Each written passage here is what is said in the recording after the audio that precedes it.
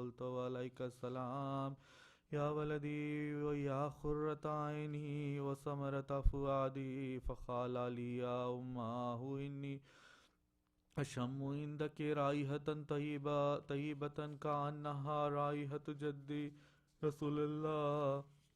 فقلت نعم إن جدك وأخاك تحت الكساء. فدنا الحسين نحو الكساء وقال السلام عليك يا جدا والسلام عليك يا من اختاره الله. أتأذن لي أن أدخل معكما تحت الكساء؟ فقال وعليك السلام يا ولدي يا شافعي أمتي قد أذنت لك. فدخل معهما تحت الكساء فأقبل عند ذلك ابو الحسن علی بن ابی طالب وقال السلام علیک یا بنت رسول اللہ. فقلت وعليك السلام يا أبا الحسن يا أمير المؤمنين. فقال يا فاطمة إني أشم عندك رائحة طيبة كأنها رائحة أخي وابن أم رسول الله. فقلت نعم ها هو ما ولديك تحت الكساء. فأقبل علي نحو الكساء وقال السلام عليك يا رسول الله. أتأذن لي أن أكون معكم تحت الكساء؟ قال له عليك السلام يا أخي ويا وسيء وخليفتي وصاحب لوائي قد أذنت لك. فدخل علي تحت الكساء ثم أتيت نحو الكساء وقلت السلام عليك يا أبتاه يا رسول الله. أتأذن لي أن أكون معكم تحت الكساء؟ قال وعليك السلام يا بنت يا بزتي قد أذنت لك. فدخلت تحت الكساء فلما اكتملنا جميعا تحت الكساء أخذ برسول الله بطرف الكساء وأومأ بيده اليمنى إلى السماء وقال اللهم أن هؤلاء أهل بيتي وخاصتي وعامتي لحمهم لحمي ودمهم دمي يؤلمني ما يؤلمهم ويحزنني ما يحزنهم. أنا حرب لمن حربهم وسلم لمن سالمهم وعدو لمن عاداهم ومحب لمن أحبهم. إنهم مني وأنا منهم. فاجعل صلواتك وبركاتك ورحمتك وغفرانك ورضوانك عليهم واذهب عنهم الرجس وطهرهم تطهيرا. اللهم صل على محمد وآل محمد. فقال الله عز وجل يا ملائكتي ويا سكان السماوات إني ما خلقت السماء مبنية ولا أرض مدهية ولا خمر منيرا ولا شمس مضيئة ولا فلكا يدور ولا بحر يجري ولا فلك يسري إلا في محبة هؤلاء الخمسة الذين هم تحت الكساء. فقال الأمين جبريل يا ربي ومن تحت الكساء؟ فقال عز وجل هم أهل بيت النبوة ومدن الرسالة هم فاطمة وأبوها وبالوها وبنوها. فقال جبريل يا ربي أتأذن لي أن أهبط إلى الأرض لأكون معهم سادسا؟ فقال الله نعم قد أذنت لك. فهبط الأمين جبريل وقال السلام عليك يا رسول الله. العلي الأعلى يقرأك السلام يخصك بالتحيات والإكرام ويقول لك وعزة وجلال إني ما خلقت سماء مبنية ولا أرض مهدية ولا خمر منيرا ولا شمس مضية ولا فلك يدور ولا بحر يجري ولا فلك يسري إلا لأجلكم ومحبتكم وقد أذن لي أن أدخل معكم فهل تأذن لي يا رسول الله فقال رسول الله وعليك السلام يا مينا وهي الله أنه نام قد أذنت لك فدخل جبريل معنا تحت الكساء فقال لي أبي إن الله قد أوحى عليكم يقول إنما يريد الله ليذهب عنكم الرجس أهل البيت ويطهركم تطهيرا اللهم صل على محمد وآل محمد فقال لي أبي يا رسول الله أخبرني ما لجلوسنا هذا تحت الكساء من الفضل عند الله فقال النبي صلى الله عليه وآله والذي بعثني بالحق نبيا واصطفاني برسالة نجيا ما ذكر خبرنا هذا في محفل من محافل أهل الأرض وفيه جمع من شيعتنا ومحبنا إلا ونزلت عليهم الرحمة وحفت بهم الملائكة واستغفرت لهم إلى أن يتفرقوا فقال علي عليهم السلام إذن والله فزنا وفاز شيعتنا ورب الكعبة فقال أبي رسول الله صلى الله عليه وآله يا علي والذي بعثني بالحق نبيا واصطفاني بالرسالة نجيا ما ذكر خبرنا هذا في محفل من محافل أهل الأرض وفيه جمع من شيعتنا ومحبنا وفيهم مهموم إلا وفرج الله همه ولا مغموم إلا وكشف الله غمه ولا طالب حاجتي إلا وخذ الله حاجته فقال علي عليهم السلام إذا والله فزنا وسيدنا وكذلك شيعتنا فازوا وسيدوا في الدنيا والآخرة ورب الكعبة اللهم صل على محمد وآل محمد.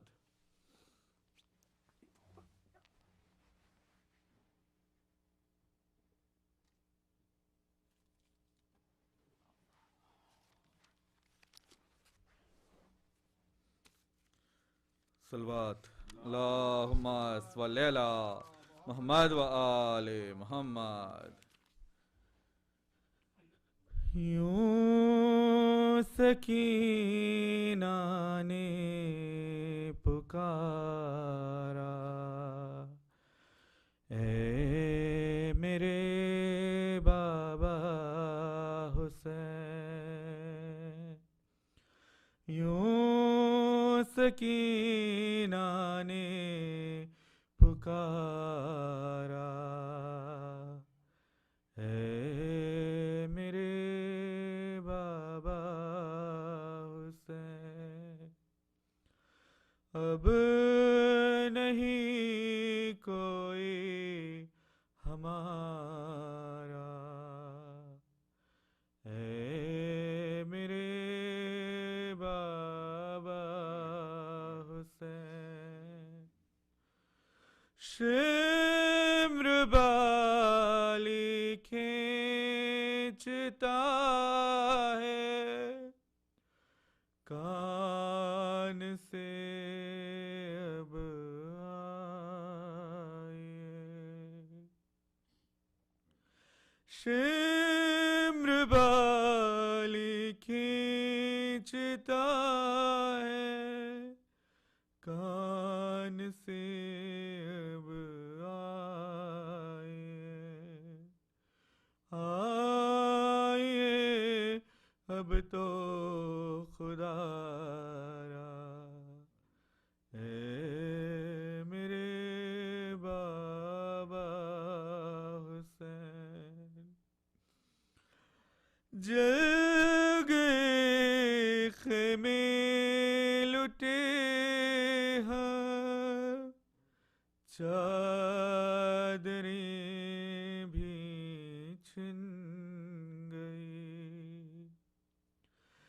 جل گئے خیمے لٹے ہم، چادریں بھی چھن گئی، اب نہیں جینا گوارا، اے میرے بابا حسین، باندھ کر رسی گلے میں، کھینچتا ہے شمر جب، باندھ کر رسی گلے میں، کھینچتا ہے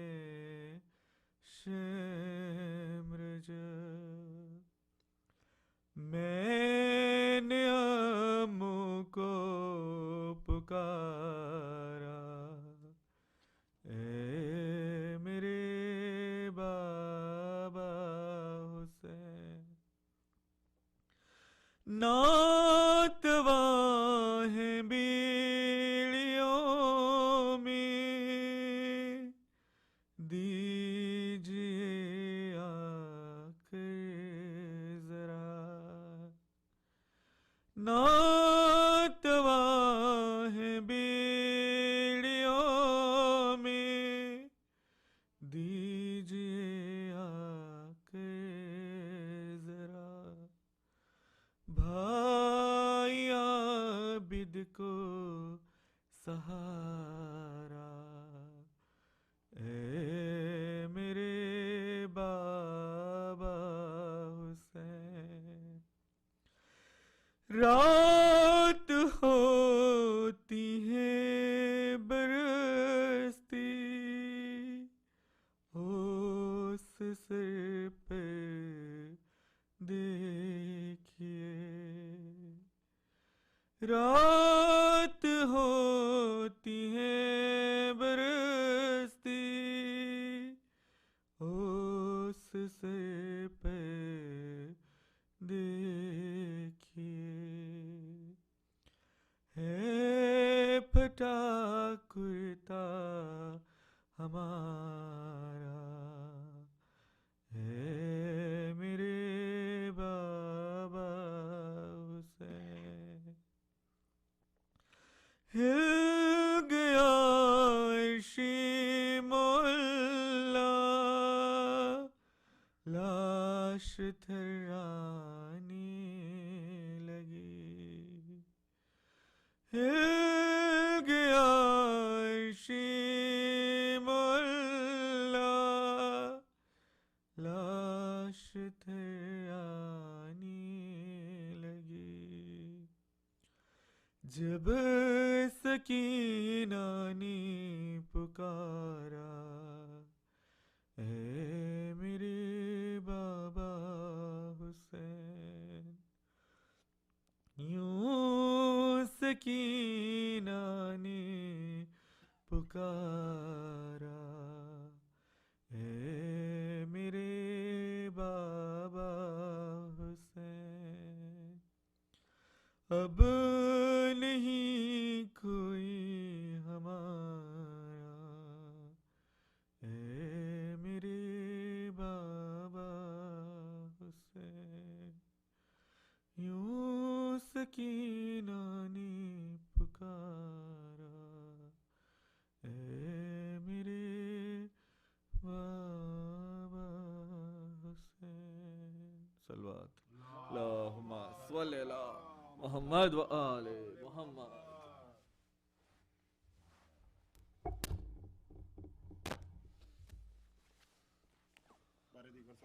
اللہم صلی علی محمد و آل محمد۔ جب لٹ کے کربلا سے اسیر ستم چلے،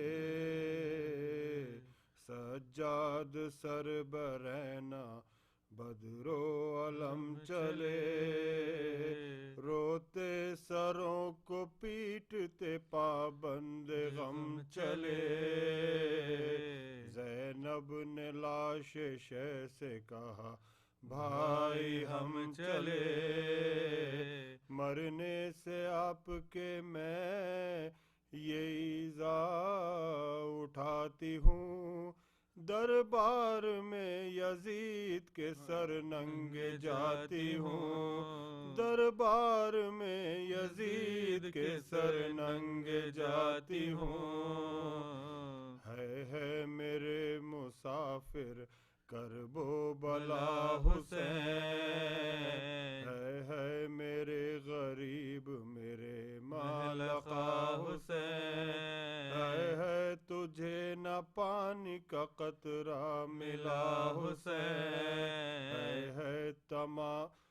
ہے تمام تن تیرا ٹکڑے ہوا حسین، پیاسے گلے پا خنجر بیداد چل گیا، ہائے تڑپ تڑپ کے تیرا دم نکل گیا، ہائے تڑپ تڑپ کے تیرا غم نکل گیا، اے نوا علی کی بذات تجھے ملی، اے کربلا خدا کی امانت تجھے ملی، اے خاک میری ماں کی ریاضت تجھے ملی، لے اے زمین شمع امامت تجھے ملی، دامن تیرا بھرا میری کھیتی اجڑ گئی، سرحد میں تیری بھائی سے زینب بچھڑ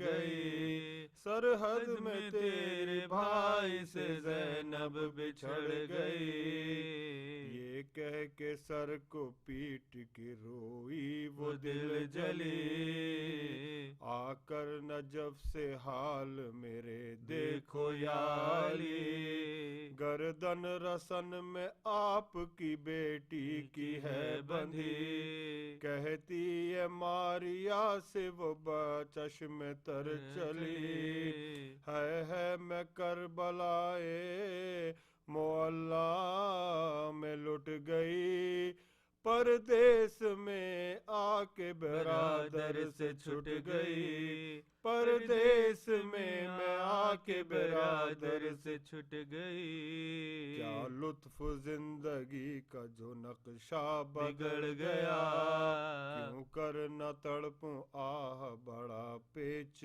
پڑ گیا، اس قافلے کا قافلہ والا بچھڑ گیا، ہے ہمارا کیسا بھرا گھر اجڑ گیا، پردیسیوں نے چھاونی جنگل میں بنائی ہے، بھائی نے میرے ایک نئی بستی بسائی ہے، بھائی نے میرے ایک نئی بستی بسائی ہے، مہماں بلا کے ہم سے دغا کی لئی انہوں نے، کیا کیا نہ ہم پہ جور و جفا کی لئی انہوں نے، کچھ بھی ذرا نہ شرم و حیا کی لئی انہوں نے، گردن قفا سے شے کی جدا کی لئی انہوں نے، خیمے جلا کر اہل ستم شاد ہو گئے، ہم کربلا میں آن کے برباد ہو گئے، ہم کربلا میں آن کے برباد ہو گئے، جب لٹ کے کربلا سے اسیر ستم چلے، صلوات بر محمد و آل محمد، اللہم صلی علی محمد و آل محمد۔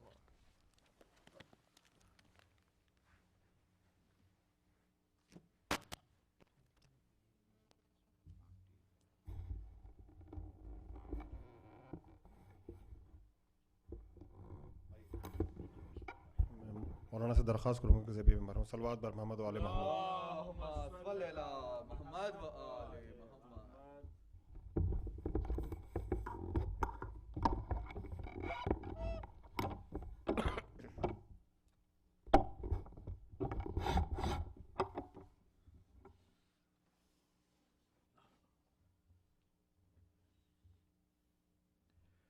فاتحہ.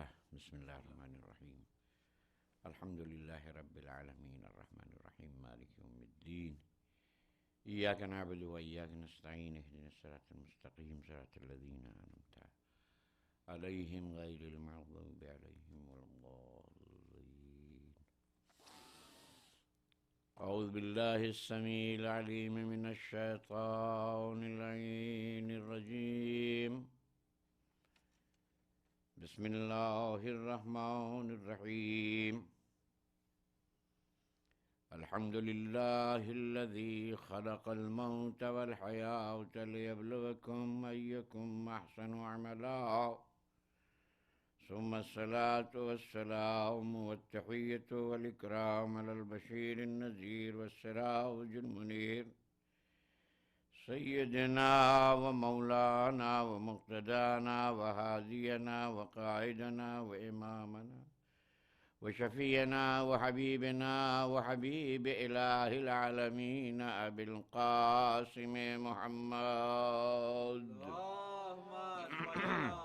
محمد و آل محمد وعلى آلہ الطیبین الطاہرین المعصومین الهداة المهديين مصباح الهدى وسفينة النجاة قربة الله الوثقى الذي لا انفصام لهم ألا وهم أهل بيت نبيكم الذين أذهب الله عنهم الرجس وطهرهم تطهيرا.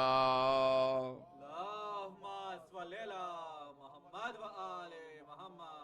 واللعنة الدائمة الباقية على أعدائهم أجمعين من أول عداوتهم إلى قيام يوم الدين. أما بعد فقد قال الله تبارك وتعالى وقوله الحق. بسم الله الرحمن الرحيم. واعبد ربك حتى يأتيك اليقين. صلوات بھیجے بار محمد وآل محمد. اللهم صل على محمد و آل محمد. بحمد اللہ. اللہ کے فضل و کرم سے آج کا مجمع اتنا ہے جتنے میں نماز جمعہ ہو سکتی ہے، تو یہ فضیلت کی بات ہے نا. اتنے میں نماز جمعہ ہو سکتی تو مجلس کیوں نہیں ہو سکتی؟ ہاں. بلکہ مجلس تو ایک مقرر اور ایک سامع ہو سکتی ہے. امام جعفر صادق علیہ السلام نے فرمایا صل على محمد و آل محمد. اپنے ایک چاہنے والے سے ایام اعزاء میں ملاقات کے لیے حاضر ہوا خدمت امام میں، تو امام نے فوراً پوچھا هل تقرأ مقتل جدی فی یوم عاشوراء؟ کیا میرے جد مظلوم امام حسین کے مصائب روز عاشوراء تم پڑھتے ہو؟ کہا ابن رسول اللہ، میں جس بستی میں رہتا ہوں اس بستی میں دشمنان آل محمد کی کثرت، تنہا میرا ایک گھر ہے، تو میں کیسے اقامہ کر سکتا ہوں؟ کہا تیرے گھر میں کتنے افراد ہیں؟ کہا میں ہوں اور میری شریک حیات. کہا تو تم دو آدمی ہو، تم پڑھو تمہاری بیوی سنے، یا تمہاری بیوی پڑھے تم سنو. بہرحال میرے جد کا تذکرہ ہونا چاہیے. تو عزیزان گرامی، میں نے ایک جو ہے خشک موضوع چن لیا کہ 4 آدمی میں خشک موضوع اچھا چلے گا، اور وہ کیا ہے؟ موت کا تذکرہ. وَاعْبُدْ رَبَّكَ حَتَّى يَأْتِيَكَ الْيَقِينُ. اپنے پروردگار عالم کی عبادت یہاں تک کرو کہ تمہیں موت واقعہ ہو جائے. یعنی انسان کو عبادت کہاں سے کہاں تک کرنا ہے؟ عبادت شروع ہوتی ہے جب انسان سن تکلیف شرعی کو پہنچتا ہے، جب بالغ ہو گیا تو یہاں سے عبادت شروع ہوگی. کہاں تک؟ حتیٰ یاتیک الیقین، یہاں تک کہ تمہیں موت آ جائے. تو سن بلوغ سے لے کے جب تک موت نہ آئے عبادت سے چھٹکارا نہیں، عبادت کرنا ہے۔ اور موت عزیزان گرامی ایک ایسا مفہوم ہے، ایک ایسی حقیقت ہے کہ اس حقیقت کو وہ لوگ بھی تسلیم کرتے ہیں کہ جو اللہ کا انکار کرتے ہیں۔ یعنی اتنی مسلم شے ہے موت کہ منکرین وجود باری تعالی بھی موت سے انکار نہیں کر سکتے۔ موت آئے گی، انسان دیکھ رہا ہے، کسی کے لیے چھٹکارا نہیں ہے۔ اچھا اتنی حقیقت ہے، سب موت کی حقیقت سے واقف ہے، لیکن موت سے غافل کیوں ہیں؟ یہ غفلت، کلو نفس ذائقۃ الموت، ہر انسان کو موت کا ذائقہ چکھنا ہے، چھٹکارا نہیں ہے۔ جب چکھنا ہے تو اس کے لیے تیار ہونا ہے۔ تو ہم موت کی تیاری سے غافل کیوں ہیں؟ اور یہ حقیقت ہے۔ اگر ذاکر نے منبر پر موت کا تذکرہ شروع کر دیا تو سب سونے لگتے ہیں۔ اگر میدان کارزار گرم ہو اور رسول بلائے تو موت سے اتنا خوف ہے کہ رسول کی آواز پر لبیک کہنے کے بجائے پہاڑ پر ہم نظر آتے ہیں۔ یہ موت سے گھبراہٹ نہیں ہے تو پھر کیا ہے؟ یہ موت سے گھبراہٹ ہے۔ اگر بزم رسالت میں کوئی تیار ہو جائے موت سے گلے لگانے کے لیے تو دوسرے کھڑے ہو جائے، ارے کہاں آپ جا رہے ہیں؟ یہ موت سے گھبراہٹ نہیں ہے تو کیا ہے؟ اچھا چھوڑیے ان لوگوں کو، ہم اپنا ذکر کرتے ہیں۔ ہماری بزم میں، ہمارے دوست احباب کی نشست میں اگر موت کا تذکرہ ہو جائے تو چہرے درد ہوتے ہیں۔ ارے بھائی چھوڑیے، یہ کیا آپ تذکرہ کر رہے ہیں؟ کوئی اور ذکر کیجئے۔ تو موت سے سب گھبراتے ہیں، موت کا جب تذکرہ ہو تو سب کے چہرے درد ہو جاتے ہیں۔ یہ بات آج کی نہیں ہے، یہ رسول کے بزم میں بیٹھنے والوں کا بھی یہی حال رہا جو ہمارا آج حال ہے۔ چنانچہ تمام اصحاب کرام نے حضور کے ایک صحابی خاص، یعنی اصحاب کرام بھی موت سے گھبراتے تھے۔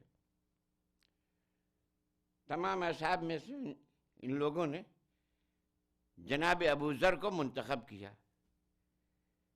یہ سوچ کر کہ ابو ذر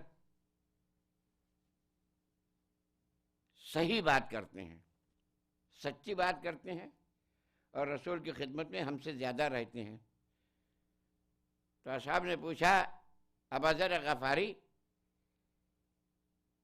یہ بتائیے کہ ہمارے سامنے جب موت کا تذکرہ ہوتا ہے تو ہم گھبرانے لگتے ہیں، اس کی وجہ کیا ہے؟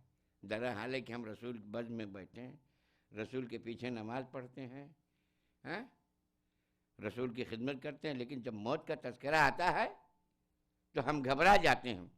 تو دو جملے میں مسئلے کو حل کیا ابو ذر غفاری نے، فرمایا لِأَنَّكُمْ أَمَّرْتُمُ الدُّنْيَا وَخَرَّبْتُمُ الْآخِرَةَ، تم نے اپنی دنیا آباد کی ہے اور آخرت برباد کی ہے، اس لیے موت سے ڈرتے ہو۔ اس لیے کہ موت ایک پل ہے، اس پل سے آخرت کی طرف جانا ہے، اور کوئی عاقل انسان آبادی سے بربادی میں نہیں جانا چاہے گا۔ اس لیے کہ تم نے دنیا آباد کی اور آخرت برباد کی تو آبادی سے بربادی میں جانا پسند نہیں کرو گے۔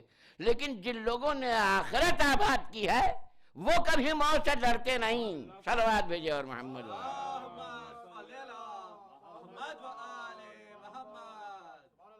دیکھا، جن لوگوں نے آخرت آباد کی ہے وہ موت سے نہیں ڈرتے۔ اب بحث نہ کیجئے، یہی سے فیصلہ ہو گیا کہ آخرت والے کون تھے، دنیا دار کون تھے۔ جو موت سے ڈرا وہ دنیا دار ہوا، جو موت سے نہیں ڈرا وہ آخرت کا دلادہ ہوا۔ تو آخرت انہی کی منتظر ہے کہ جو موت سے ڈرتے نہیں۔ اچھا جی عزیزان گرامی، موت کا ذائقہ کیسا ہوتا ہے؟ اس میں علماء نے بڑے مباحث کیے ہیں، فلاسفہ نے بھی بحثیں کی ہیں کہ موت کا ذائقہ کیسا ہوگا۔ بھائی دو حال سے خالی نہیں، دو ہاتھ سے خالی نہیں. یا موت کا ذائقہ شیرین ہوگا یا کڑوا ہوگا، تلخ ہوگا، ہے نا. تعرف الاشیاء بازدادہا، چیزیں اپنی ضد سے پہچانی جاتی ہیں. یا علیم ہے یا جاہل ہے، یا اچھا ہے یا برا ہے، تو یا میٹھا ہے یا کڑوا ہے. مگر جو بھی آپ طے کر لیجئے، آپ اپنی ریسرچ میں جو بھی طے کر لیے، مثلا تمام ڈاکٹروں نے یہ طے کر لیا. پہلی بات تو یہ ہے کہ دنیا کا کوئی انسان یہ بتا نہیں سکتا کہ موت کا مزہ کیسا ہے. کوئی انسان اگر ایک گویا کہ ڈاکٹروں کی ایک انجمن بیٹھ کر اس پر ریسرچ کرے تو ڈاکٹر بھی کسی نتیجے، دنیا کے ڈاکٹر کسی نتیجے پر نہیں پہنچ سکیں گے. اس لیے کہ دنیاوی علوم کا ماخذ تجربہ ہے. تو ڈاکٹر جو کچھ ریسرچ کرتا ہے پہلے کسی پر تجربہ کرے گا، ہے یا نہیں؟ آج دوائیں جو بن رہی ہیں کسی پر تجربہ کر کے بنتی ہیں، یا جانور پر ہو یا کسی پر بڑا تجربہ کرتے ہیں تبھی کسی نتیجے پر پہنچتے ہیں. تو یہ معلوم کرنے کے لیے کہ موت کا ذائقہ کیسے ہے تو ڈاکٹر کو تجربہ کرنا ہوگا. اب جب تجربہ کرنا ہوگا کسی مریض کو لائیں گے، بھیا جب تم مر جانا تو بتانا، تجربہ تو یہی ہوگا. تو معلوم یہ ہوا کہ جو موت کا ڈاکٹر نے جس کو چنا ہے موت کا ذائقہ چکھنے کے لیے، وہ جب ذائقہ چکھ لیتا ہے تو پھر اس میں صلاحیت نہیں رہتی کہ آپ کو آ کے بتائے کہ موت کا ذائقہ کیسا ہے. تو دنیا کی کوئی طاقت نہیں بتا سکتی. یہ ایک موضوع ہے اس کا، یہ ایک باب ہے کہ دنیا کا کوئی انسان نہیں بتا سکتا. ہاں وہ لوگ بتا سکتے ہیں کہ جو عالم بالغیب ہوتے ہیں. یہ موضوع غیب کا ہے. جو عالم بالغیب ہوتے ہیں وہ موت کا ذائقہ بتا سکتے ہیں کیسا ہوتا ہے. بہرحال ہم نے جو طے کر لیا کہ موت کا ذائقہ کیسا ہوتا ہے، مثلا ہم نے یہ طے کر لیا کہ موت کا ذائقہ کڑوا ہوتا ہے، تو میں کہوں گا سب کے لیے کڑوا نہیں ہوگا. موت کا ذائقہ سب کے لیے کڑوا نہیں ہوگا. آپ سوال کریں گے کیوں؟ اس لیے کہ میں یہ کہتا ہوں کہ ساری دنیا کے عقلاء نے یہ طے کر لیا کہ تمباکو کا ذائقہ کڑوا ہوتا ہے. اس لیے تحریک چل گئی نو اسموکنگ کی. سب نے یہ طے کر لیا کہ تمباکو کا ذائقہ کیسا ہوتا ہے، کڑوا. مگر میں یہ کہتا ہوں سب کے لیے نہیں. ہاں کڑوا ہے، اس کی حقیقت میں کڑواہٹ ہے، اس کی ماہیت میں کڑواہٹ ہے. مگر جو سگریٹ نوشی کا عادی ہو گیا ہے اس کے لیے کڑوا نہیں ہے. جو عادی نہیں ہے اس کے لیے کڑوا ہے، اور جو عادی ہو گیا ہے اس کے لیے یہی کڑواہٹ شیرینی میں بدل جاتی ہے نا. یہ حقیقت ہے نا. تو اسی اعتبار سے موت کو بھی دیکھیے، موت ایک حقیقت ہے. توجہ چاہتا ہوں، جو لوگ حقیقت کے عادی نہیں ہیں ان کے لیے کڑوا ہے، جو حقیقتوں کے عادی ہیں ان کے لیے شیرین ہے.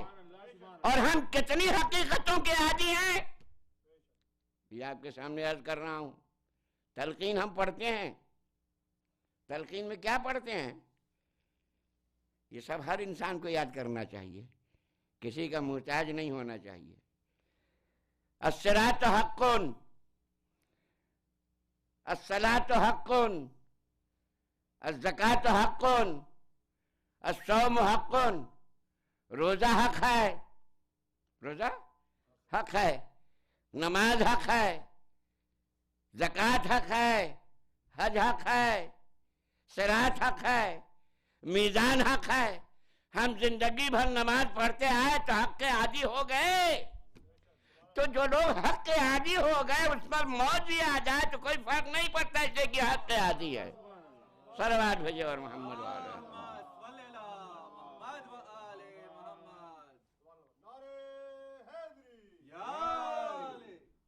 تو عزیزان گرامی، جو موت کے عادی ہو گئے ہیں، جو حق کے عادی ہو گئے، زندگی بھر حق کا ساتھ دیا ہے، اور کن لوگوں نے ساتھ نہیں دیا ہے وہ بھی آپ سن لیجئے. حضور کی زبانی سن لیجئے، ہماری بات تو قابل اعتبار نہیں. حضور نے فرمایا، سرور کائنات صلی اللہ علیہ وآلہ وسلم نے کیا فرمایا؟ علی مع الحق والحق مع علی. حق علی کے ساتھ ہے اور علی حق کے ساتھ ہے. تو معلوم ہوا کہ جہاں علی ہے وہاں حق ہے. تو یہ حق کہاں ملے گا؟ جہاں علی ہے، ہم علی کے ساتھ ہیں تو ہم ہمیشہ حق کے ساتھ رہے. لہذا ہمارے لیے موت کوئی معنی نہیں رکھتی. صلوات بھیجیے اور محمد والے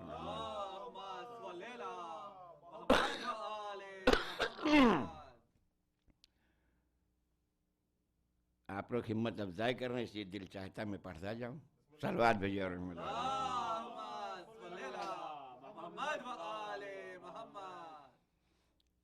تو عزیزان گرامی، علماء فلاسفہ اسلام نے موت کا جو نقشہ کھینچا ہے، روایت میں بھی آیا ہے. جناب عیسیٰ علیہ نبی علیہ السلام حضرت مریم کے انتقال کے بعد ماں کی قبر پر گئے، روتے رہے اور غنودگی طاری ہوئی. اس غنودگی میں پوچھا، یا اماں، مادر گرامی، آپ نے موت کا ذائقہ کیسا پایا؟ قبر سے آواز آئی، بیٹا ابھی اس کی تلخی گلے سے نہیں گئی ہے. اس کی تلخی ابھی گلے سے نہیں گئی ہے. یہ روایت میں ملتا ہے.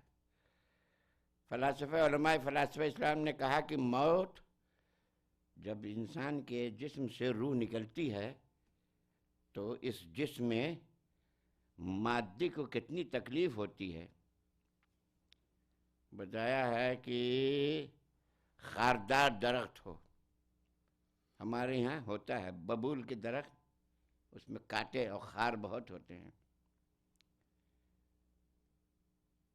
اس پر ریشم کا کپڑا ڈال دیا جائے، ریشم کی چادر، اور اس کو جھٹکے سے کھینچیے تو ریشم کی چادر کے ہر حصے تار تار ہو جائیں گے، بکھر جائیں گے، ایسے بکھر جائیں گے کہ اب وہ چادر کہنے کے قابل نہیں رہے گی.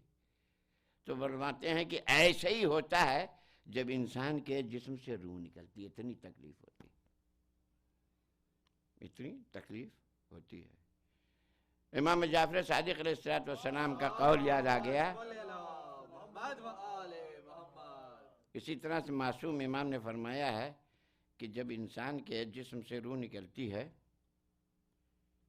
تو ایسے ہی تکلیف ہوتی کہ جیسے زندہ انسان کو کے جسم کو خنجر سے، چھری سے، قینچی سے کاٹا جائے تو کتنی تکلیف ہوتی ہے. انسان تڑپتا ہے، چیختا ہے.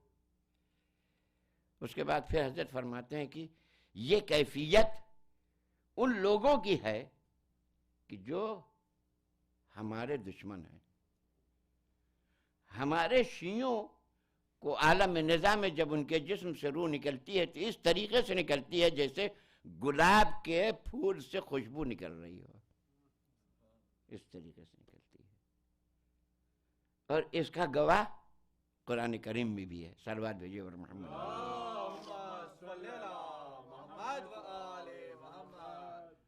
قرآن کریم میں یہ آیا ہے کہ انسان کے جسم کو اگر کاٹا جائے چھری سے، خنجر سے، کسی چیز سے، تو ظاہر ہے کہ جب جسم کٹے گا تو تکلیف ہوگی. یہ ہے یا نہیں؟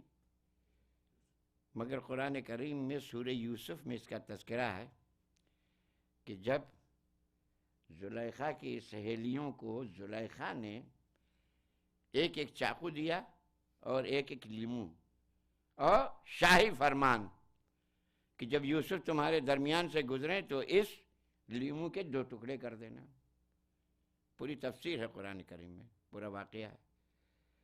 تو شاہی فرمان، زلیخا نے حکم دیا کہ ہمارے قید خانے سے اس قیدی کو لایا جائے جس کا نام یوسف صدیق ہے۔ وہ جب عورتوں کے درمیان سے گزر رہے تھے تو شاہی فرمان کے موجب سہیلیوں نے چھری اٹھائی اور لیمو کو کاٹنا شروع کیا۔ لیمو کٹ گیا، انگلیاں کٹ گئیں، تکلیف کا احساس نہیں ہوا۔ کیوں؟ اس لیے کہ سب کی پوری توجہ مرکوز تھی جمال یوسف کی طرف۔ تو معلوم ہوا کہ اگر توجہ کسی ایک ایسی شخص کی طرف، حسن کی طرف مبذول ہو جائے تو انگلیاں کٹ جائیں گی اور درد کا احساس نہیں ہوگا۔ یہ ہے نا، یہ سائیکالوجی ہے، قرآن بھی اسی کو بتا رہا ہے۔ تو جب یوسف حسن مجازی تمہارے سامنے آ جائے، میں الفاظ کو بڑی احتیاط سے استعمال، حسن مجازی تمہارے سامنے آ جائے، انگلیاں کٹ جاتی ہیں تو تکلیف کا احساس نہیں ہوتا، تو اگر عالم نظام حسن حقیقی آ جائے، صلوات بر محمد وعلی محمد۔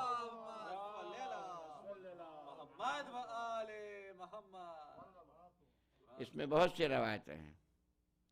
ایک مشہور روایت ہے جو حضرت علی علیہ السلام نے فرمایا ہے، یا حارث حمدان من یمت یرنی ان فاسقا او فاجرا، جو بھی مرتا ہے شرق میں ہو غرب میں ہو، مولا کائنات وہاں حاضر ہوتے ہیں۔ حضرت علیہ السلام وہاں حاضر ہوتے ہیں۔ تو ہر ایک کے عالم نظام امیر المومنین کا آنا ثابت ہے۔ دوسری روایت میں یہ آیا ہے کہ پنجتن پاک حاضر ہوتے ہیں۔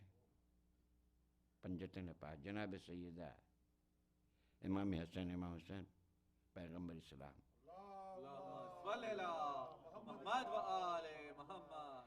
مگر البتہ عزیزان گرامی فرق ہے، حضرت علی ہر ایک کے یہاں حاضر ہوتے ہیں، چاہے مومن ہو، مشرک ہو، مسلمان ہو، کافر ہو، دوست ہو، دشمن ہو، ہر جگہ حاضر ہوتے ہیں۔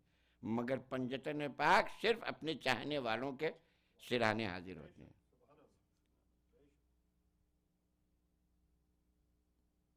اس لیے پیغمبر اسلام نے کہا ہے،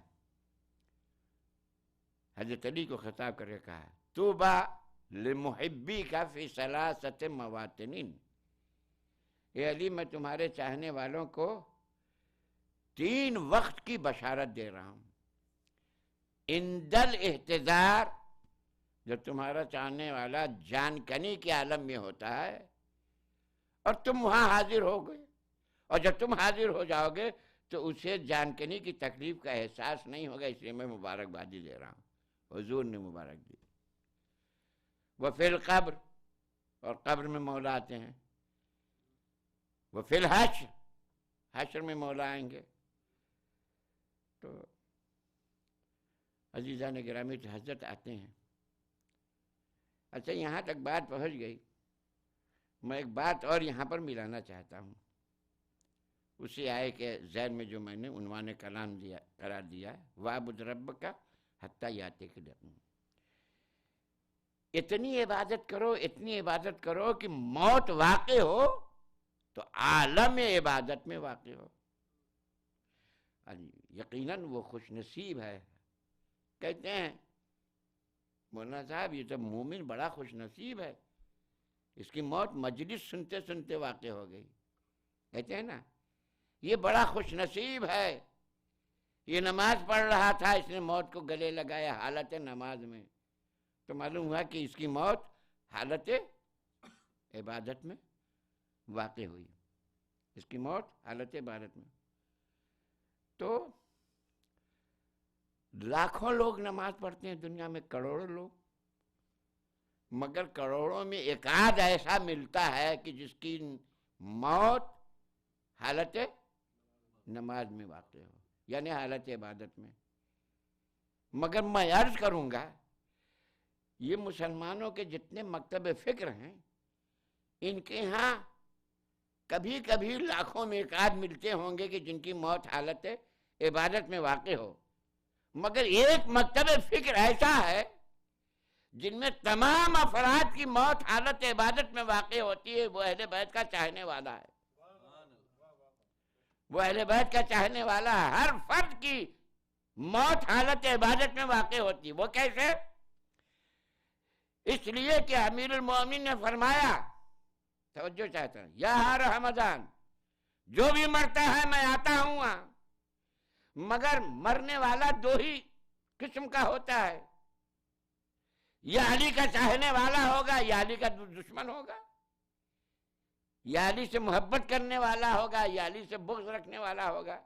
تیسرا تو نہیں، بیچ کی کوئی شکل نہیں ہے کہ نہ ہم محبت کریں نہ بغض کریں، ہے نا؟ تو یا چاہنے والا ہوگا یا دشمن ہوگا۔ تو دشمن کے ہاں آنے کا انداز علی کا اور ہوتا ہے، دوست کے ہاں آنے کا انداز اور ہوتا ہے۔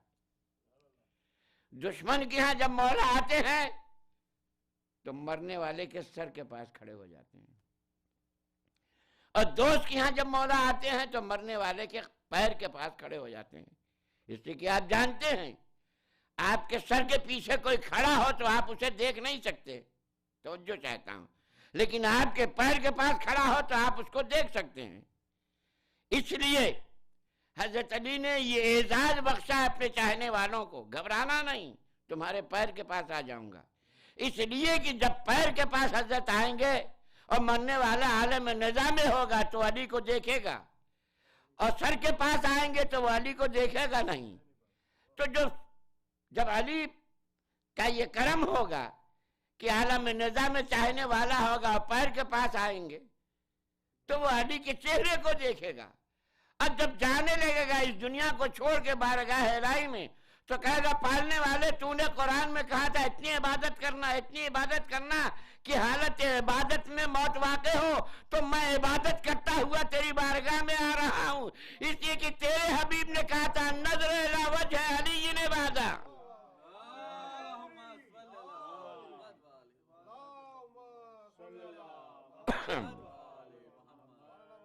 ایک اور درود بھیجے اور محمد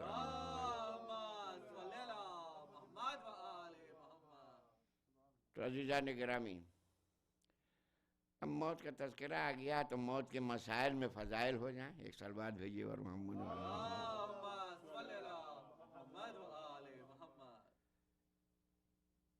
ہمارے یہاں دستور ہے کہ جب میت دفن ہو جائے تو تلقین پڑھی جائے۔ وہ پوچھتے ہیں یہ آپ تلقین کہاں سے پڑھتے ہیں؟ تو ہم کہتے ہیں سنت پیغمبر اسلام صلی اللہ علیہ وآلہ وسلم۔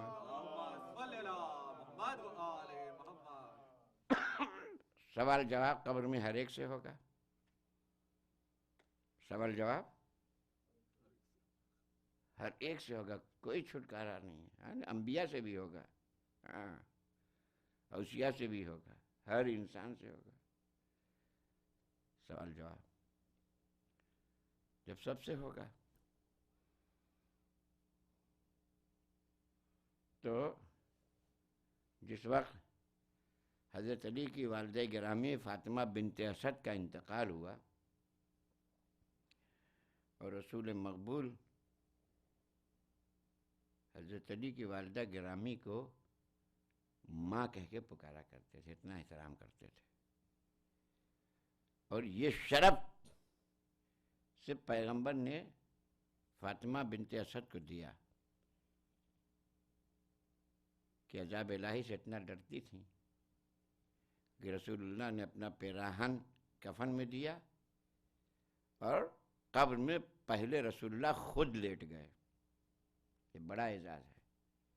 جو قبر فاطمہ بنت اسد کے لیے کھودی گئی تھی اس میں پہلے پیغمبر اسلام لیٹ گئے 2-4 منٹ، اس کے بعد جناب فاطمہ بنت اسد کو دفن کیا گیا، لحد بنائی گئی، تمام اصحاب سے پیغمبر نے کہا تم چلے جاؤ دور، اور حضور قبر پر بیٹھ گئے، فاطمہ بنت اسد سے راز و نیاز کرنے لگے۔ وہاں سے دور اصحاب نے سنا کہ پیغمبر فرما رہے ہیں ابنوں کی تیرا بیٹا تیرا بیٹا تیرا بیٹا۔ اصحاب نے سنا یہ جملہ پیغمبر فرما رہے ہیں، تو جب پیغمبر آئے واپس تو کہا یا رسول اللہ ہماری جانیں قربان جائیں، یہ آپ ابن کی کیا کہہ رہے تھے؟ کہ دیکھو جب میری ماں دفن کی گئی منکر نکیر آئے سوال کرنے، اور انہوں نے پوچھا ماں رب کی تیرا خدا کون ہے؟ تو انہوں نے جواب دے دیا۔ پوچھا منکر نکیر نے تمہارا دین کیا ہے؟ انہوں نے جواب دیا میرا دین اسلام ہے۔ انہوں نے پوچھا تمہارا قبلہ کیا ہے؟ انہوں نے جواب دیا کعبہ شریف ہے۔ انہوں نے پوچھا تمہارا رسول کون ہے؟ انہوں نے جواب دیا خاتم الانبیاء ہے۔ لیکن جب منکر نکیر نے یہ سوال کیا ہے فاطمہ بنت اسد یہ بتاؤ تمہارا امام کون ہے؟ تو فاطمہ بنت اسد کو حیا آئی یہ کہنے سے کہ میرا بیٹا امام ہے، تو میں نے اس وقت تلقین پڑھائی ہے فاطمہ بنت اسد کو کہ فاطمہ بنت اسد حیا نہ کیجیے، کہیے ابن کی میرا بیٹا میرا بیٹا میرا بیٹا صلوات۔ تو تلقین یہاں سے چلی ہے، یہ سنت پیغمبر یہاں سے چلی ہے۔ تو ہم تلقین میں پڑھتے ہیں نا، کیا پڑھتے ہیں؟ اسماء افہام۔ کس کو ہم سمجھا رہے ہیں؟ کس کو ہم سمجھا رہے ہیں؟ اسماء افہام۔ اے مرنے والے سن تو سمجھ تو، اذا اتاک الملکان المقربان وسالاک، دو فرشتے جب آئے تجھ سے پوچھے ما ربکا ما دینکا ما قبلتکا ومن نبیکا ومن ایمانک فلا تخف، ڈرنا نہیں۔ ہم مردے کو سمجھا رہے ہیں، توجہ چاہتا ہوں، ایک سلوات بھیجے اور محمد وعلی ہم مردے کو سمجھا رہے ہیں، سن میری بات غور سے اور سمجھ، فرشتے آئے تو ڈرنا نہیں۔ دوسری قوم جب ہماری اس تلقین کو سنتی ہے تو کہتی ہے دیکھو پاگل قوم دنیا کی، کہتی ہے نا یہ پاگل قوم دنیا کی۔ محرم میں روتے ہیں، مردے سے بات کرتے ہیں جس میں بات کرنے کی صلاحیت ہی نہیں، کرتے ہیں نا، کہتے ہیں نا یا نہیں؟ اس کا جواب سن لیجئے سلوات کے ساتھ۔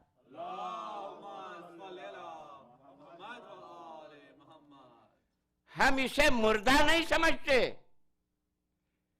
مردہ سمجھتے تو ہم فاتحہ پڑھتے۔ ہم جسے مردہ نہیں سمجھتے، جسے زندہ سمجھتے۔ تم جسے زندہ سمجھتے ہو کیا کرتے ہو؟ اگر کوئی زندہ انسان تمہارے پاس آ جائے تو پہلے سلام کرتے ہو، پھر احوال پرسی کرتے ہو، پھر گفتگو کرتے ہو۔ تو ہم ائمہ معصومین کی قبر پر فاتحہ نہیں پڑھتے، ہم انہیں زندہ سمجھتے ہیں، سلام کرتے ہیں اور سلام کے بعد گفتگو کرتے ہیں۔ یہی حال ہمارے مردے کا ہے۔ کہیں تو مر گیا ہے، کہ تم کہتے ہو مر گیا ہے، مگر تمہارا رسول کہتا ہے اللہم مات علی حب آل محمد مات شہیدا، اسے مردہ نہ کہو، یہ شہید ہے۔ جو اہل بیت کی محبت پر مرتا ہے پیغمبر نے فرمایا ہے کہ وہ شہید ہے۔ اور شہید کو قرآن میں ڈھونڈو تو قرآن شہید کی صفت بتاتا ہے وَلَا تَحْسَبَنَّ الَّذِينَ قُتِلُوا فِي سَبِيلِ اللَّهِ أَمْوَاتًا بَلْ أَحْيَاءٌ نَحْنُ نَرْزُقُهُمْ وَلَٰكِن لَا تُشْعُرُونَ۔ جو راہ خدا میں قتل کیے گئے ہیں انہیں مردہ نہ کہو، انہیں مردہ نہ سوچو، وہ زندہ ہیں، ہم رزق دیتے ہیں۔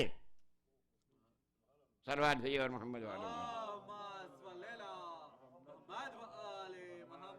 تو شہید کو اللہ نے کہا ہے وہ زندہ ہے، مردہ نہ کہنا، اور نبی نے کہا ہے جو آل محمد کی محبت پہ مرتا ہے وہ شہید ہے۔ تو شہید زندہ ہے، مردہ نہیں ہے۔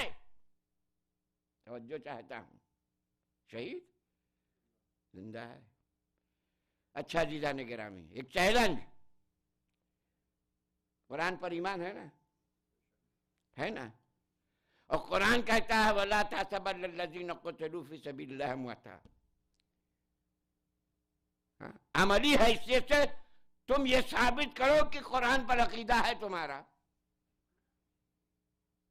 اس آیت کے ماتحت سوال ہے میرا، اپنے کردار اور عمل سے یہ ثابت کرو کہ ہم قرآن پر ایمان رکھتے ہیں، اس لیے کہ قرآن نے کہا کہ میری راہ میں جو قتل ہوتے ہیں وہ مردہ نہیں، وہ زندہ ہیں۔ تو معلوم ہوا کہ قرآن انہیں زندہ کہہ رہا ہے، اور تم فاتحہ پڑھتے ہو۔ فاتحہ مردے کے لیے پڑھا جاتا ہے، زندے کے لیے نہیں پڑھا جاتا۔ اگر قرآن پر عقیدہ ہے تو کسی ایک شہید کو بتا دو کہ جہاں جا کر تم سلام کرتے ہو، صلوات بھیجو اور محمد والے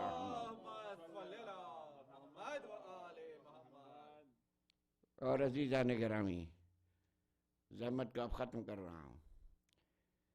اس سلسلے میں امام فخر الدین رازی نے 12 حدیثیں نقل کی ہیں آئے مودت کے ذیل میں، قل لا سلکم علیہ اجرا الا المودۃ فی القربا۔ 12 حدیثیں ہیں امام فخر الدین رازی کی، اور زمخشری کی بھی ہیں، اور میں نے جو اس پر ریسرچ کیا ہے تو اس میں 8 حدیثیں اس 12 حدیثوں میں 8 حدیثیں تولا والی ہیں اور 4 حدیثیں تورا والی ہیں۔ ضمناً 1-2 حدیث کی طرف اشارہ کرتا ہوں، صلوات بھیجے اور محمد وعلی محمد۔ تولا والی حدیث، الا من مات علی حب آل محمد مات شہیدا، حضرت سے عقیدت رکھنے والی، جو اہل بیت کی محبت میں مرتا ہے شہید۔ الا من مات علی حب آل محمد مات تائبا و مغفورا، جو اہل بیت کی محبت میں مرتا ہے وہ تائب جاتا ہے اور مغفور جاتا ہے۔ الا من مات علی حب آل محمد یضف اللہ علیہ الجنہ کالعروس، جو اہل بیت کی محبت پر مرتا ہے پروردگار عالم جنت کو دلہن کی طرح سے سجا کر اس کے سامنے پیش کرتا ہے۔ غور کیجیے، الا من مات علی حب آل محمد جعل اللہ قبرہ مزار ملائکۃ الرحمن، جو اہل بیت کی محبت میں مرتا ہے پروردگار عالم اس کی قبر کو زیارت گاہ ملائکہ رحمان بنا دیتا ہے۔ ملائکہ رحمان اس آل محمد کی قبر کی زیارت کو آتے رہتے ہیں۔ اس طرح سے اور بھی 4 حدیثیں ہیں، اور اس کی اپوزٹ دیکھیے گا، تبرائی حدیثیں، من مات علی بغض آل محمد مات کافرا، جو اہل بیت کی دشمنی لے کے مرتا ہے وہ کافر مرتا ہے، کافر مرتا ہے۔ الا من مات علی بغض آل محمد لا یشم رائحۃ الجنہ، جو اہل بیت کی بھی بغض لے کے جاتا ہے وہ جنت کی خوشبو تک نہیں سونگھ سکتا، جنت میں جانا تو دور کی بات ہے۔ اور ختام پر یہ عرض کر دوں، جنت میں زندہ لوگ جاتے ہیں، مردہ لوگ نہیں جاتے، اس لیے کہ جنت زندہ دلوں کی جگہ ہے، مردہ دلوں کی جگہ نہیں ہے۔ اگر جنت میں مردہ جائے تو جنت تو مردہ خانہ ہو جائے گی، لہذا جنت میں زندہ جائیں گے، زندگی کا نسخہ حاصل کرو اس دنیا میں۔ وہ پیغمبر نے فرمایا کہ میرے اہل بیت سے محبت کرو تو زندگی مل جائے گی، موقع ہوگا تو پھر عرض کروں گا۔ تو عزیزان گرامی، تو یہ زندگی آل محمد کے در سے ملتی ہے۔ من مات علی حب آل محمد مات شہیدا مات تائبا مات مغفورا۔ تو عزیزان گرامی، اب بات آ گئی ہے مصائب کی منزل پر عرض کرنا چاہتا ہوں۔ شروع میں نے کہا تھا، حضور نے کہا تھا، یا علی ابشرک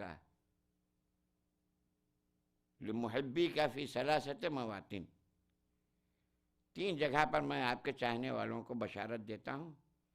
ایک انتر احتضار، جب عالم احتضار ہوگا تم وہاں موجود ہوگے. وہ فی القبر وانت ہناک تلقنہم، اور قبر میں جبکہ تم وہاں قبر میں تم اپنے چاہنے والے کو تلقین پڑھاتے رہو گے. یعنی تلقین کیا؟ یہاں وہ تلقین ویسی نہیں جیسی ہم پڑھتے ہیں. یہاں منکر نکیر سوال کریں گے، حضرت علی اپنے چاہنے والے کو جواب بتاتے رہیں گے، وہ پھٹافٹ جواب دیتا رہے گا. وہ پوچھیں گے تیرا خدا کون ہے، حضرت علی اشارہ کر دیں گے وہ بتائے گا. پوچھیں گے کہ تیرا نبی کون ہے، حضرت علی اس کو اشارہ کر دیں وہ بتائے گا. بتاتا جائے گا بتایا جائے گا. اس کے بعد منکر نکیر پوچھیں گے اچھا یہ بتا تیرا امام اول کون ہے. کہا امام اول کی بات کر رہے ہو، یہ تو موجود ہے یہاں. اچھا بتا امام دویم کہا. کہا انہی کے فرزند امام دویم حسن مجتبی ہے.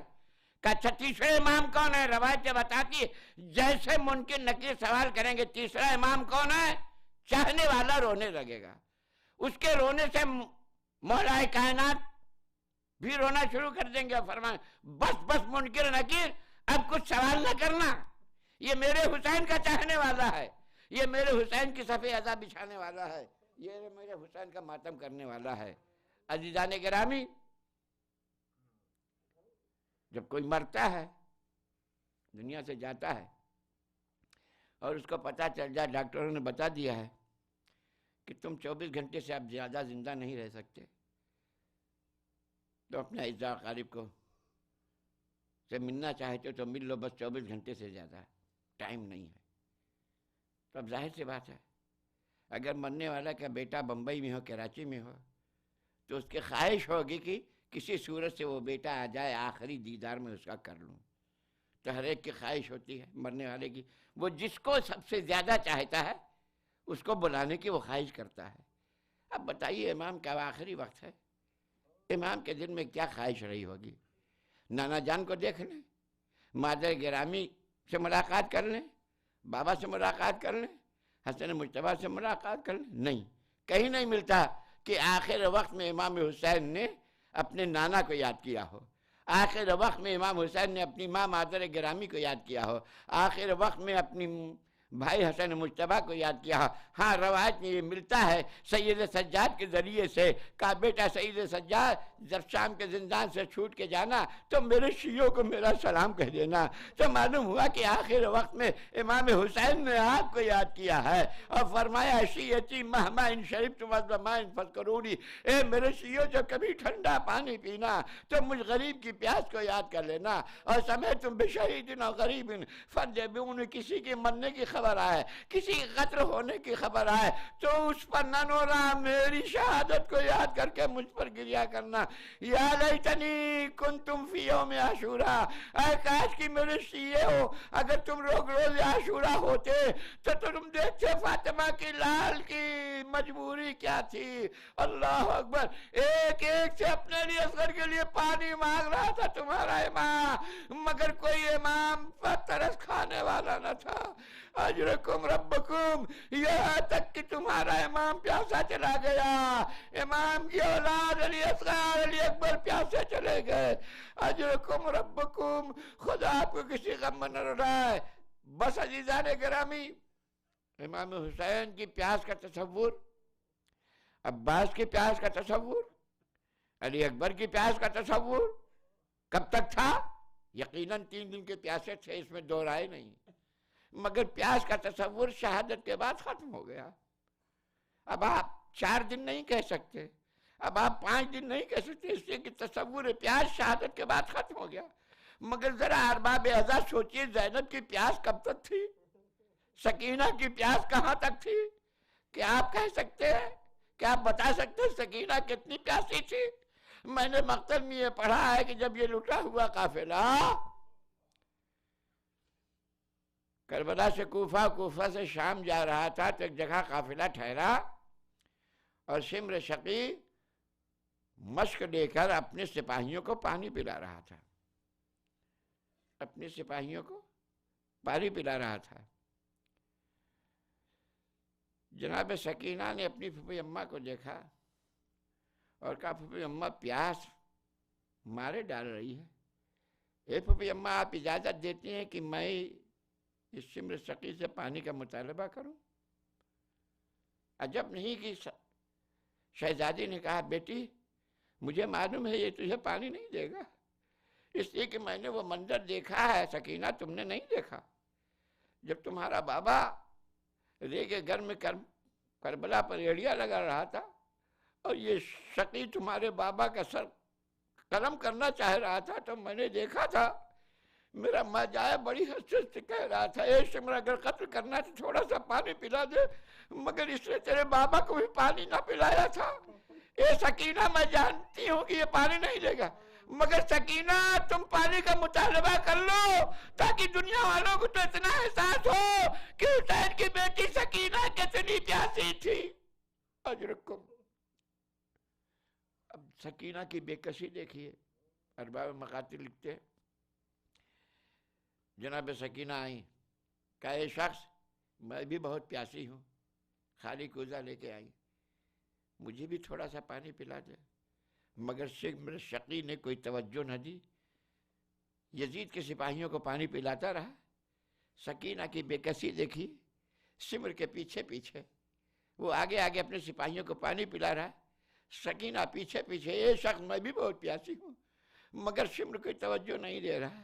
جب اپنے تمام سپاہیوں کو پانی پلا چکا تو سکینہ نے بڑے یاد سے کہا اے شخص تو نے اپنے تمام سپاہیوں کو پانی پلا لیا، اب بھی تیرے مشق میں پانی بچا ہے، تھوڑا سا مجھے پانی دے دے. ایک مرتبہ شقی سکینہ کو دیکھتا ہے اور مشق کا دہانہ زمین پر کھول دیتا ہے، سارا پانی زمین پر بہہ جاتا ہے. سکینہ مایوس ہو کے اپنی پھوپھی اماں کی طرف پلٹتی کے آتی ہے اے پھوپھی اماں آپ نے صحیح فرمایا تھا، یہ شقی پانی نہیں پلا. الہی بحق الزہرا و ابیہا و بالہا و بنیہا و سر المستودع فیہا حاضر المجلس کے مقاصد شریعہ کا اللہ. جو مقروض ان کے قرضوں کو ادا فرما، جو بیمار نے شفا عاجل عنایت فرما، ہم سب کو توفیق انہیں عطا فرما. آپ آل محمد کے چاہنے والے جہاں بھی ان کے جان و مال عزت و آبرو کی حفاظت فرما، ہر بلا سے محفوظ فرما، اتباعت عالیہ کی حفاظت فرما، علماء اعلام کی حفاظت فرما. اس قلیل توسل عزاداری سید الشہداء وہ ہم سے قبول فرما. بار الہا ناصران امام عصر میں ہم سب کا شمار فرما، ان کی ظہور میں تعجیل فرما. ماتم حسین.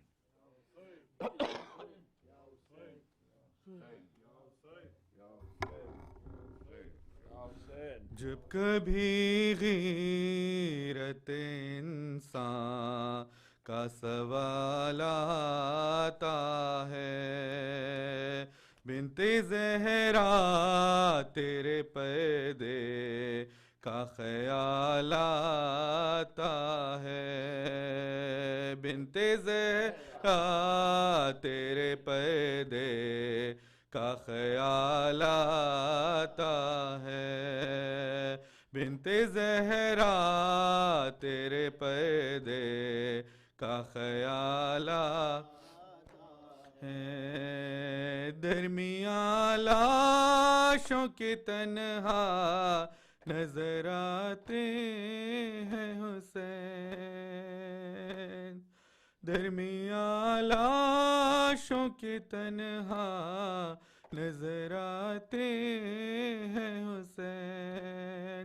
جبکہ عاشور کے سورج پہ زوال آتا ہے، بنت زہرا تیرے پردے کا خیال آتا ہے، بنت زہرا تیرے پردے کا خیال آتا ہے. موت کس سوچ میں ہے لاش اکبر پکڑی،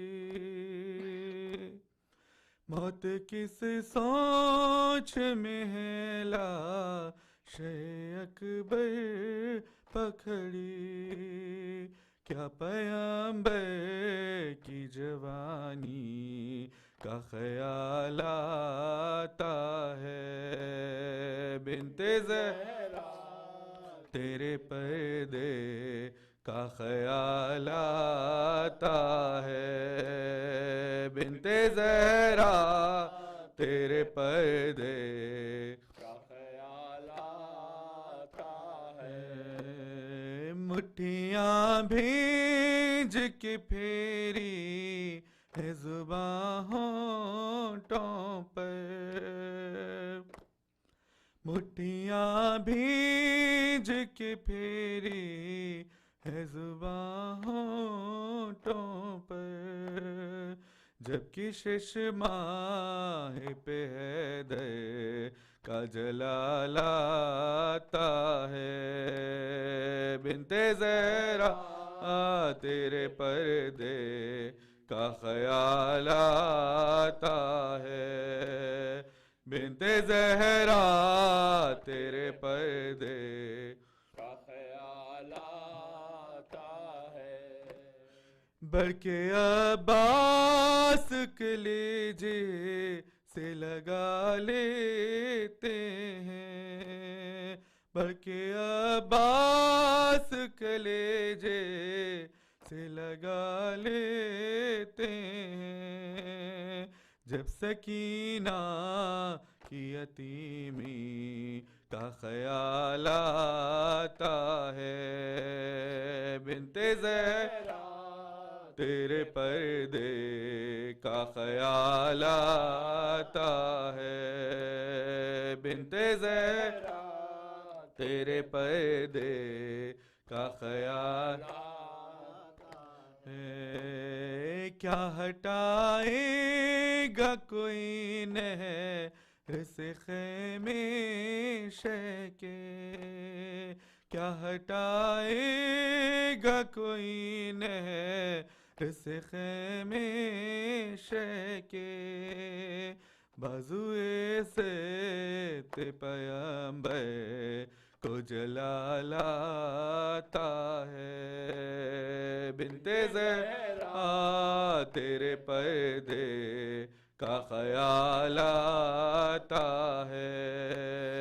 بنت زہرا تیرے پردے کا خیال آتا ہے، خون بھرا کرتا اٹھا لیتی ہے بڑھ کر زینب، خون بھرا کرتا اٹھا لیتی ہے بڑھ کر زینب، جبکہ دربار میں لوٹا ہوا مال آتا ہے، بنت زہرا تیرے پردے کا خیال آتا ہے، بنت زہرا تیرے پردے کا خیال آتا ہے، یا حسین یا حسین یا حسین یا حسین یا حسین یا حسین یا حسین، اللہم صل علی محمد وآل محمد، صلی اللہ علیہ یا سیدی یا مولا یا ابا عبداللہ، السلام علیک وعلی جدک رسول اللہ، السلام علیک وعلی ابیک علی امیر المؤمنین ولی اللہ، السلام علیک وعلی امک فاطمة الزہراء، السلام علیک وعلی اخیک الحسن المجتبی، السلام علیک وعلی المستشہدین بین یدیک خصوصا سیدی و مولائی ابوالفضل العباس، السلام علیک وعلی ابنائک المعصومین علی بن الحسین و محمد بن علی و جعفر بن محمد و موسیٰ بن جعفر و علی بن موسیٰ و محمد بن علی وعلی بن محمد والحسن بن علی العسکری ورحمۃ اللہ وبرکاتہ، السلام علیک یا سیدی یا مولائی یا صاحب العصر والزمان، السلام علیک یا شریک القرآن، السلام علیک یا خلیفۃ الرحمن،